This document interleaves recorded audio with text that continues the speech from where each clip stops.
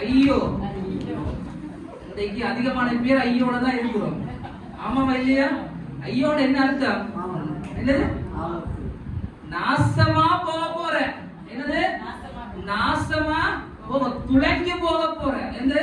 அது நம்ம கூட துளைஞ்சு போக போற சொல்லுவோம். சரீரத்தை பார்த்து நாசமா போவாள், நாசமா போவான்னு சொல்லுமே, அதைத்தான் அழகா சொல்லுவோம். ஐயோ என்று சொல்லுகிற ஆபத்து, நாசமா போக போற ஒரு ஆபத்தான காரியத்தை அந்த இடத்துல சொல்ல பார்ப்போம். நம்ம எல்லாருமே சுவிசேஷம் சொல்லலை என்றால் என்னவா போக போறோமா?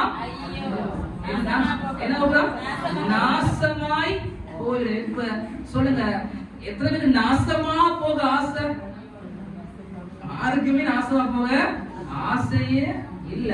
எத்தனை பேர் நல்ல ஐஸ்வர்யத்தோடு, நல்ல சுகபலத்தோடு, சமாதானத்தோடு, சந்தோஷத்தோடு வாழணும் ஆசை? எல்லாருக்குமே ஆசை. ஐயோ என்பதனுடைய எதிர்ப்பலன் அதுதான். சந்தோஷம், சமாதானம், ஆசீர்வாதம், சுகவாழ்வு, இதுதானுங்க ஐயோக்கு எதிர்ப்பதையான காரியம். சுவிசேஷம் சொல்லே என்றால் நாசமா போவாய். சுவிசேஷம் சொன்னேன் என்றால் சுகபலத்தோடு, சந்தோஷமா, ஆரோக்கியத்தோடு நீங்க வாழ்வீங்க. அப்ப நம்ம என்ன தெரிந்து கொள்ள வேண்டும்? சுவிசேஷம் சொல்லுவது எங்களுடைய கடமை. சுவிசேஷம் நம்ம சொல்லே என்றால் நம்ம நாசமா போயிடுவோம். சுவிசேஷம் சொன்னோம் என்றால் நாங்கள் ஆசீர்வாதமாக வாழுவோம். அல்லேலூயா, அல்லேலூயா. நாம சுருக்கமா சொல்லிக்கொள்ள போற ஒரு முக்கியமான பேஸ் கடைசியா இருக்குது. இப்ப கவனித்துக் கொள்ளுங்க.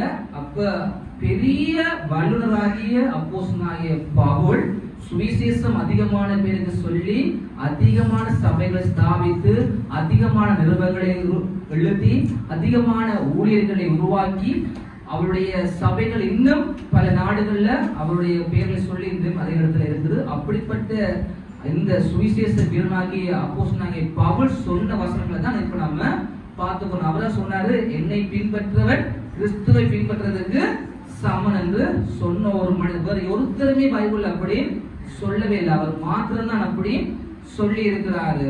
அதுக்கப்புறம் பாத்தீங்கன்னா அவர் சொல்லிருக்காரு, கண்டிப்பா நம்ம எல்லாருமே சுவிசேஷம் அறிவிக்க வேண்டும். அது எங்களுடைய தலைமையில விழுந்த, எங்க மேல விழுந்த ஒரு பெரிய ஒரு பொறுப்பாக இருக்கிறது.